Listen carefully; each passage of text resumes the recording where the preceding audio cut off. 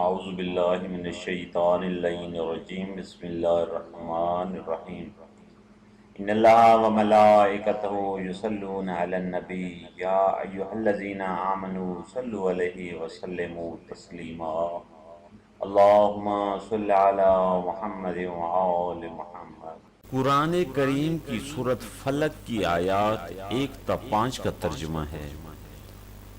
اے رسول صلی اللہ علیہ وآلہ وسلم کہہ دیجئے کہ میں صبح کے مالک کی پناہ چاہتا ہوں تمام مخلوقات کے شر سے اور اندھیری رات کے شر سے جب اس کا اندھیرا چھا جائے، اور گنڈوں پر پھونکنے والیوں کے شر سے، اور ہر حسد کرنے والے کے شر سے جب بھی وہ حسد کرے۔ اسی طرح سورۃ مائدہ کی آیت 30 کا ترجمہ ہے، پھر اس کے نفس نے اسے بھائی کے قتل پر آمادہ کر دیا اور اس نے اسے قتل کر دیا اور وہ خسارہ اٹھانے والوں میں شمار ہو گیا۔ حسد ایمان کو کھا جانے والی چیز ہے۔ امام صادق علیہ السلام نے فرمایا، حسد ایمان کو اس طرح کھا جاتا ہے جیسے آگ لکڑی کو کھا جاتی ہے۔ اسی طرح مولا کائنات امیر المومنین علی علیہ السلام نے فرمایا کہ رذائل کی جڑ حسد ہے۔ ایک اور جگہ ارشاد فرمایا، خبردار حسد کے قریب نہ جانا کیونکہ یہ بہت بری خصلت ہے اور بدترین عادت ہے، اور حسد شیطان کا شیوا ہے۔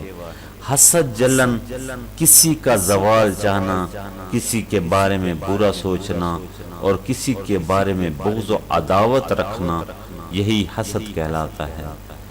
یہ ایک نفسانی حالت ہے۔ حاسد غیر کے کمال و نعمات کے زوال کی آرزو و تمنا کرتا ہے۔ انسان جتنا صاحب کمال ہوگا اسی قدر محسود ہوگا۔ بے کمال حاسد ہو سکتا ہے لیکن کمال والا شخص حاسد نہیں ہو سکتا۔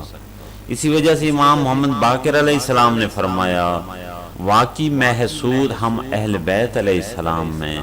امام محمد باقر علیہ السلام نے فرمایا، یہ حسد بیت علیہ السلام میں۔ امام محمد باقر علیہ السلام نے فرمایا، یہ حسد ایک ایسا مرض ہے جس سے رہائی و خلاصی بہت ہی مشکل ہے۔ یہ بری صفت حب دنیا کی ایک شاخ ہے۔ یہ صفت انسان کے ایمان کو برباد کر دیتی ہے۔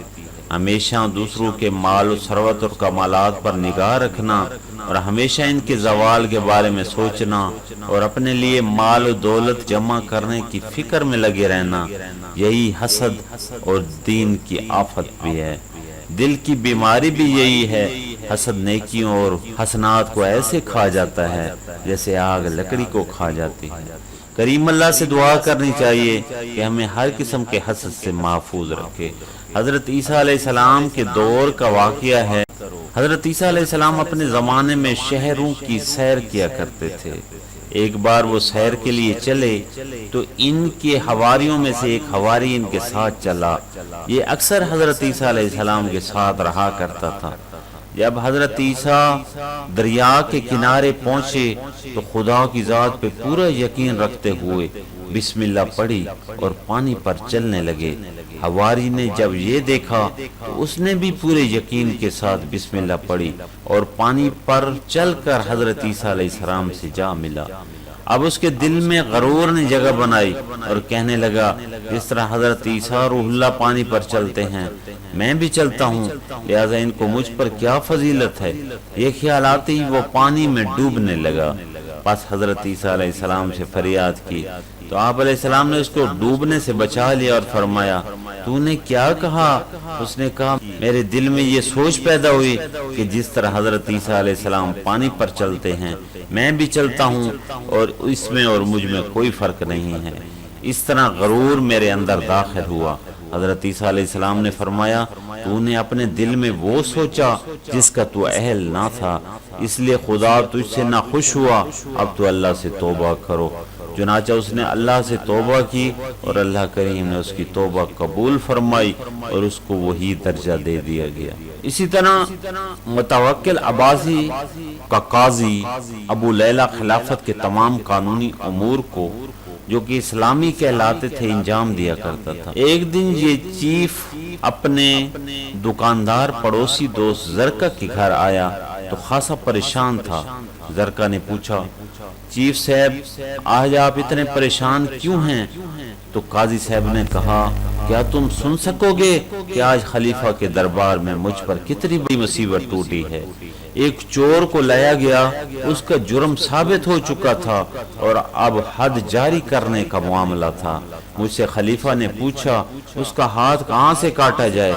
میں نے کہا قرآن مجید میں خداوند عالم ارشاد فرماتا ہے کہ چور کے ہاتھ کاٹ ڈالو، اور وضو کا حکم بیان کرنے والی آیت میں ہے کہ کونیوں سے لے کر پورا ہاتھ دھونا چاہیے، لہذا معلوم ہوا کہ اس کا ہاتھ کونیوں سے کاٹا جائے۔ خلیفہ نے دربار میں موجود دوسرے افراد سے پوچھا تو انہوں نے کہا چور کا کلائی سے کاٹا جائے، کیونکہ تیمم والی آیت میں ہاتھ سے مراد کلائی ہے۔ پھر خلیفہ نے امام محمد تقی علیہ السلام سے پوچھا تو آپ علیہ السلام نے فرمایا سب اپنی رائے دے چکے ہیں تو میری رائے کی ضرورت نہیں ہے۔ جب خلیفہ نے اصرار کیا تو بالآخر مجبوراً حضرت محمد تقی علیہ السلام نے فرمایا چور کی انگلیاں کاٹی جائیں، کیونکہ خداوند عالم فرماتا ہے مساجد خدا کے لیے ہیں۔ مساجد مسجد کی جمع ہے اور اس سے مراد وہ اعضاء ہیں جو سجدے کی حالت میں زمین پر رکھے جاتے ہیں۔ یہ چور بھی جب نماز پڑھے گا تو اسے بھی سجدے کی حالت میں زمین پر ساتوں اعضاء رکھنے ہوں گے، یعنی دونوں ہاتھوں کی ہتھیلیاں بھی رکھنی ہوں گی، لہذا صرف اس کی 2 انگلیاں ہی کاٹی جائیں۔ جب امام علیہ السلام نے یہ بات کہی تو خلیفہ بہت خوش ہوا اور فوراً یہ حکم دیا کہ امام علیہ السلام کے بتائے ہوئے فرمان پر عمل کیا جائے اور چور کے ہاتھوں کی انگلیاں کاٹی جائیں۔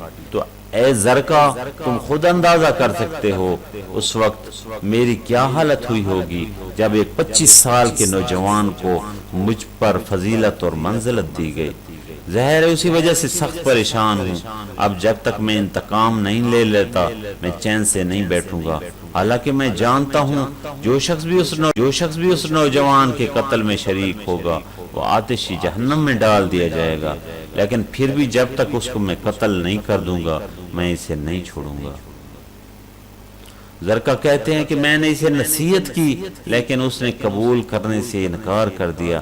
در حقیقت یہ قاضی حسد کی آگ میں جل رہا تھا۔ دوسرے دن وہ خلیفہ کے پاس پہنچا اور کہنے لگا جانتے ہو کل تم نے کیا کیا ہے؟ وہ شخص جسے مسلمانوں کی اچھی تعداد اپنا امام سمجھتی ہے اور اسے پیغمبر صلی اللہ علیہ وآلہ وسلم کا جانشین مانتی ہے اور آپ کو باطل اور غلط سمجھتی ہے، آپ نے بجائے اسے مٹانے کے مزید نمایاں اور مضبوط کر دیا۔ اب وہ لوگ یہ کہتے ہیں کہ وہ حق پر ہیں، اب وہ یہ کہیں گے کہ دیکھا کہ خود خلیفہ نے اس بات کا اعتراف کر لیا ہے اور دوسروں کے نظریات پر اس کے نظریے کو مقدم کر دیا ہے۔ ذرا سوچئے بادشاہ سلامت، آپ نے بہت بڑی سیاسی غلطی کر دی۔ مختصر یہ کہ قاضی نے حسد کی وجہ سے خلیفہ کے اس قدر کان بھرے کہ وہ امام محمد تقی علیہ السلام کے قتل پر آمادہ ہو گیا اور آخر کار امام علیہ السلام کو زہر دے کر شہید کر دیا گیا۔